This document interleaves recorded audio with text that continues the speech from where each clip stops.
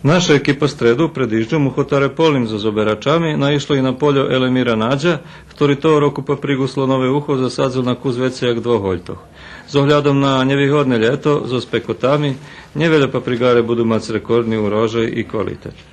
Poneže tu je dosť očkodovanej paprigy, planujete ju vyrezovať, praviť filety, tak zaplasovať, môže to plasovať?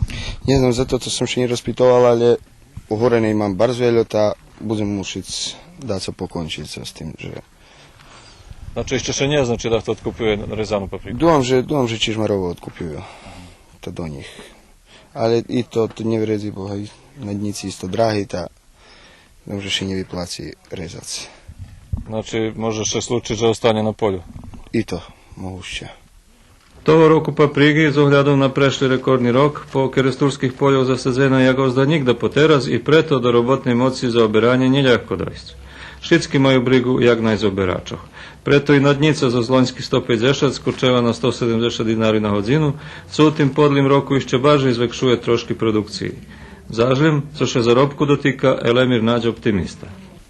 Teraz, keď to tu poberáme, to ti 2 príklady skeče na poľni, ja budem na nuli. Jezdit će na dos paprigy za oberanje, to mi bude zarobok. U kerestúre i toho roku je veće otkupni mesto za paprigu i cena solidna, okreme za peršu klasu plodoh, ali je tak i nedveljo, ta še prešloročna uspišna sezona toho roku ne povtori.